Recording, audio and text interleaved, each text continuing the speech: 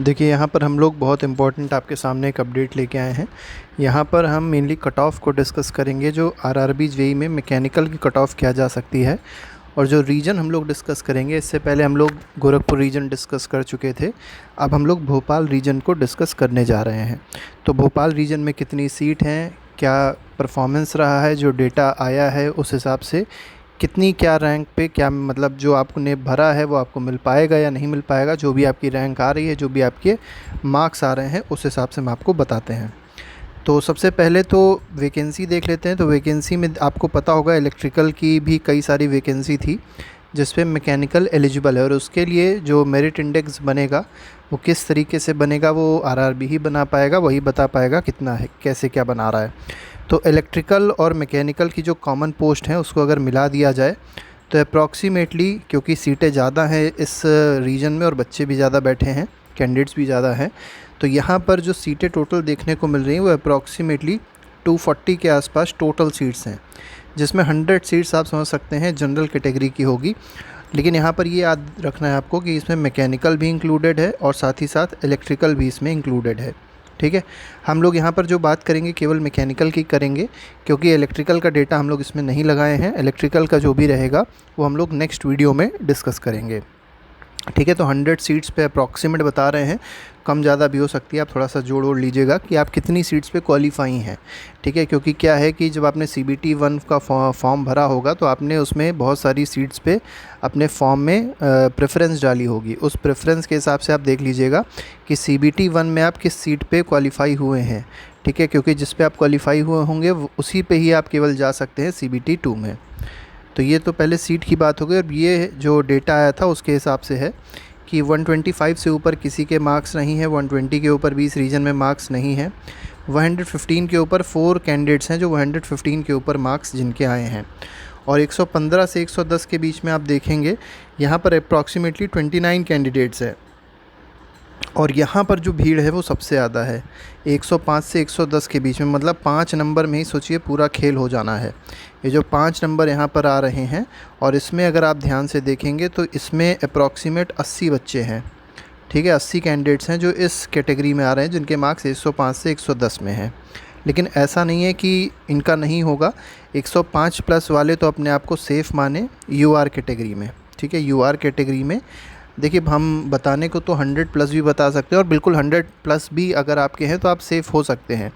लेकिन हम safe side फ़िलहाल उन्हीं का लेके चल रहे हैं जो सभी कैटेगरीज़ में पास हैं, और ये मान के चल रहे हैं कि जितने उन्हें एग्ज़ाम दिया था सभी लोग सारी कैटेगरी में पास हैं, और अभी जो मार्क्स में कोई चेंजेस नहीं होंगे उसको हम लोग फ़िलहाल मान के चल रहे हैं। और ये फ़ाइनल जो डेटा है इसी को फ़ाइनल डेटा मान के चल रहे हैं। तो उस हिसाब से अगर देखा जाए UR की कट ऑफ 105 प्लस जाएगी। आपके 105 के ऊपर कोई कितने भी नंबर होंगे, आप UR कैटेगरी से होंगे तो आपका आसानी से सिलेक्शन हो जाएगा। ठीक है, लेकिन मैं आपको बता दूं फाइनल जो डेटा, जो फाइनल कट ऑफ जाएगी, क्योंकि इसमें बहुत सारे और भी चेंजेस होंगे। जैसे कुछ क्वेश्चन ऐसे होंगे जो डिलीट होंगे, कुछ में एक आध क्वेश्चन ऐसे होंगे जिसमें चेंजेस भी हो सकते हैं ऑप्शन में। हालांकि रेलवे ऐसा करता नहीं है, लेकिन अगर मान लीजिए कर भी देता है तो एक ही 2 क्वेश्चन होगा जिसमें बहुत ज़्यादा कोई चेंजेस देखने को मिलेगा। तो बहुत ज़्यादा ऊपर नीचे मार्क्स नहीं होने वाले हैं, फ़िलहाल आप ये मान के चलिएगा। ठीक है, तो ये मान सकते हैं कि 105 वाला तो बिल्कुल सिक्योर है, लेकिन चांसेस 100 प्लस भी रहेगी कि जो कैंडिडेट्स 100 प्लस UR में अभी नंबर ला रहे हैं उनके भी पूरे चांसेस रहेंगे क्वालिफ़ाई करने के। बस ये बात अलग है कि वो डिपेंड करेगा कि कितनी सीट्स पे कौन क्वालिफ़ाई हुआ है। ठीक है, उसके पीछे बहुत सारे फैक्टर्स होंगे। और दूसरी बात ये इम्पॉर्टेंट है कि इलेक्ट्रिकल में कितनी सीट्स आ रही हैं, मैकेनिकल में कितनी सीट्स आ रही हैं, किस तरीके से मेरिट इंडेक्स बन रहा है, वो सारी चीज़ें यहाँ पर देखेंगे तो आपको पता चलेगा। लेकिन फ़िलहाल हम क्या मान के चल सकते हैं कि 105 प्लस जो है ये पूरी तरीके से सेफ़ है। तो जिन बच्चों के, जिन कैंडिडेट्स के 105 प्लस मार्क्स हैं UR में, वो अपने को पूरी तरीके से सेफ़ मानेंगे। बात करी जाए EWS कैटेगरी की, EWS का कट ऑफ क्या जा सकता है, तो EWS का कट ऑफ 98 से 100 के बीच में जाएगा। ठीक है, 98 से 100 के बीच में अगर आप EWS कैटेगरी से हैं और 98 से 100 के बीच में आपके मार्क्स आ रहे हैं तो आप क्वालिफाई हो जाएंगे, कोई प्रॉब्लम आपको नहीं होगी। बात करते हैं ओबीसी की। आपने देखा होगा कई बार ओबीसी जनरल की कट ऑफ अप्रॉक्सीमेटली एक ही जैसी आती है, तो हम लोग फ़िलहाल ये मान सकते हैं कि 102 से 104 के बीच में जो कट ऑफ रहेगी वो किसकी रहेगी, ओबीसी की रहेगी। तो ओबीसी की कट ऑफ जो है वो और भी कम जा सकती है, 100 के आसपास भी जा सकती है। मतलब अभी हम आपको सेफ़ फिगर बता रहे हैं कि 102 से 104 में अगर आप हैं तो पूरी तरीके से सेफ़ हैं, कोई प्रॉब्लम आपको नहीं होगी।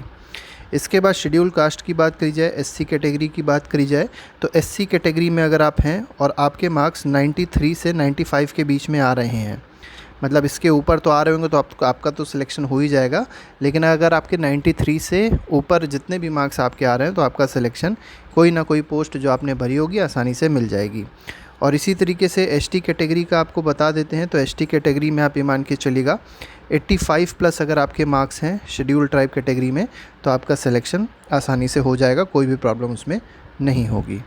तो ये पूरा एनालिसिस था जो हम लोग ने देखा। इसमें हम लोग ने पूरा भोपाल रीजन देखा है मैकेनिकल का। इससे पहले हम लोग और भी कई सारे वीडियोस बनाए हैं जिसमें हम लोग ने अलग अलग रीजन को बताया है कि किसकी क्या कट ऑफ जा सकती है। बाकी अगर आपकी कोई क्वेरी हो तो आप लोग कमेंट बॉक्स में पूछ सकते हैं, या अगर आप किसी दूसरे ज़ोन के हों, दूसरे ब्रांच के हों, तो वो भी आप कमेंट बॉक्स में लिख दीजिएगा, उसका भी वीडियो बना दिया जाएगा, जिससे आपको एक आइडिया मिल जाएगा कि क्या कट ऑफ फ़िलहाल जा सकती है। ठीक है। और एक काम आप लोग ये कर सकते हैं कि चैनल को सब्सक्राइब कर दीजिएगा और वीडियो को लाइक ज़रूर कर दीजिएगा। Thank you.